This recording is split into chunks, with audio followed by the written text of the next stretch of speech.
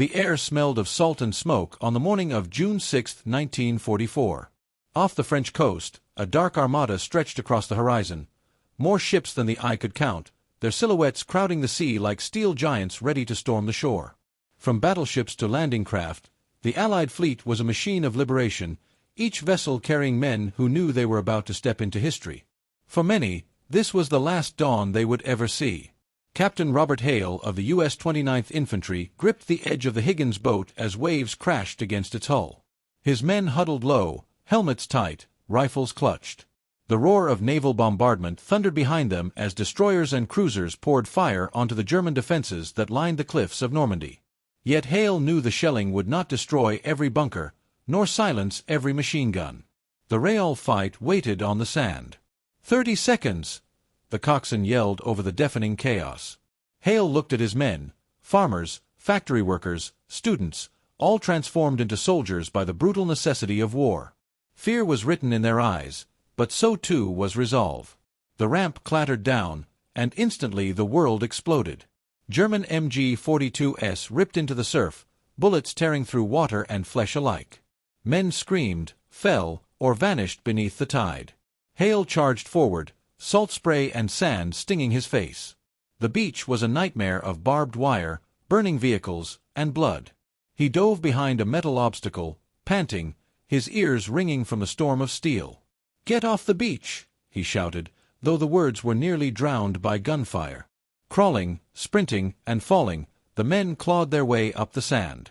Artillery shells rained down, throwing geysers of earth and bodies skyward. By midday, the Allies had clawed footholds on the bluffs, overrunning machine gun nests with grenades and bayonets. Hale and what remained of his company pressed inland, exhausted but alive. Behind them, the sea was red with sacrifice. Ahead, the French countryside beckoned like a labyrinth of hedgerows, villages, and hidden death. The Battle of Normandy was not won on D-Day alone. The beaches were only the gateway. The true storm raged in the weeks that followed, as the Allies pushed deeper into German-occupied France. Sergeant Michel Lefevre, a French resistance fighter, guided American paratroopers through narrow lanes outside Corentin. He had lived under Nazi boots for 4 years, his family scattered, his homeland shackled. Now, watching columns of Allied tanks roll through the countryside, he felt the first taste of freedom's return. Yet liberation came at a terrible price. In the bocage, the dense, ancient hedgerows of Normandy, German defenders turned every field into a fortress. Machine guns lay hidden behind leafy walls, mortars lurked in barns, and panzer tanks prowled village streets. Progress was measured in yards, each step forward paid for in blood. At St. Lo, Hale's unit was pinned down by German snipers and mortars. The once sleepy town had become a shattered ruin, its church steeples reduced to rubble, its streets clogged with corpses. Hale ordered his men to clear house by house, floor by floor.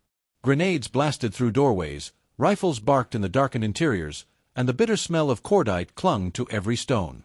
War in Normandy was a grinder, slow, brutal, merciless.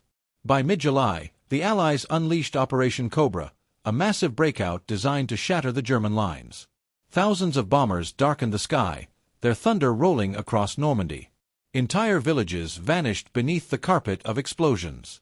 Hale and his men advanced behind this wall of fire, their boots crunching over charred earth. German resistance cracked. The Wehrmacht, once proud and disciplined, was now fractured and desperate.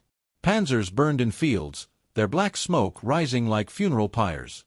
Yet the Germans fought on with fanatical resolve.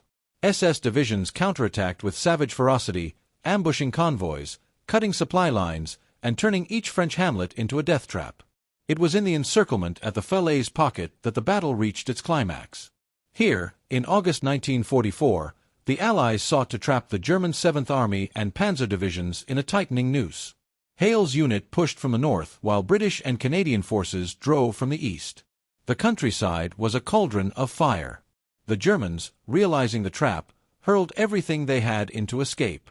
Columns of vehicles jammed the roads, horses pulling artillery, soldiers running through smoke-choked fields. Allied fighter planes swooped low, strafing and bombing, turning roads into graveyards of steel and flesh.